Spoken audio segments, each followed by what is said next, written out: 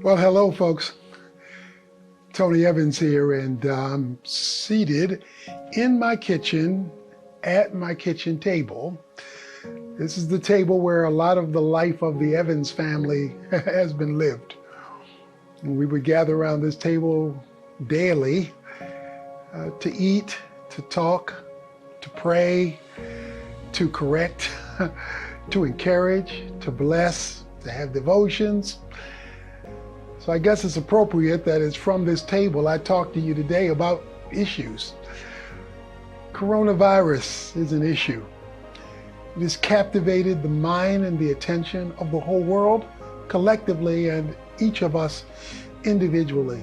As you gather in your home, as I'm in mine, because now Dallas County, where I live, is under a stay-home edict. So we need to be in our homes. But you know, it's also an opportunity. It's an opportunity to take this space and time away from the hustle and bustle of everyday life and reevaluate. Reevaluate what matters most, reevaluate the importance of family, reevaluate life. Because now everything has been turned topsy-turvy. And we should never let a good crisis go to waste. That's what Winston Churchill said. This really is a time to draw near to God, to draw near to one another, and to see what He wants to say to us through this trial that we're all facing. Now, the great danger is that we will turn legitimate concern into illegitimate fear. You know, we got enough virus to worry about, corona, than to turn fear into another kind of a virus. In fact, it may be more people who are being affected by the virus of fear than by the virus of corona because of the uncertainty involved. And yet the Bible makes it clear that we are not to be controlled by fear. Yes, we ought to be responsibly concerned, but don't let fear own your emotions or own your decisions or own your choices. No, God is too big for that. Our Heavenly Father is too awesome for that. And it doesn't do you any good to live in fear. You know, 2 Corinthians chapter 10, the first 5 verses, says that you and I ought to take every thought captive to obedience to Christ. We're being bombarded by the news, right? And they are affecting our thinking. You know, we look at the stats, we look at the spread, we look at the difficulties people are facing, we look at the warnings, we look at the edicts, we look at the confusion, we look at the uncertainty.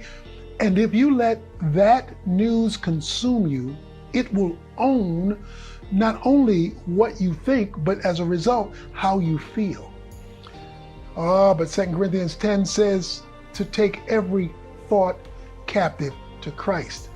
So instead of spending all of your time listening to what the news media has to say, let's spend a lot more time listening to what God has to say so that He affects our emotions more than the news media. After all, God is not operating with question marks. He's not operating with uncertainty. He's not operating in confusion. That's what people are doing. He operates in confidence and certainty and stability. You've never needed God. Your family has never needed God. The Church of Jesus Christ has never needed God. And the culture has never needed God any more than we need Him right now. And by the way, that's the point. God is saying, oh, you really do need me, don't you? So let's not ignore Him who speaks, because He is screaming right now. I'm at my table. Why don't you go to your table, gather with your loved ones who are near and dear to you, and sit around and talk about the things that really matter. Because all of a sudden, a lot of things that we thought mattered really doesn't matter that much anymore, does it? If you got a roof over your head and clothes on your back and food in your stomach, this is a time for Thanksgiving, to think on the things you are grateful for, to thank God that you are okay, and to pray for those who are not okay and those who are working with those who are not okay. It shifts the equation of our priorities. So I'm at my table.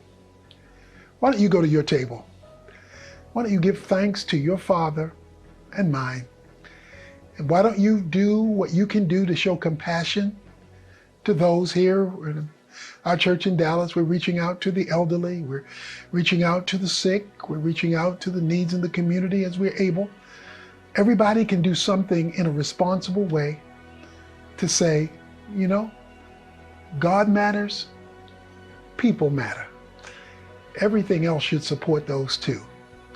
Anything else has to be put in its proper place down the line.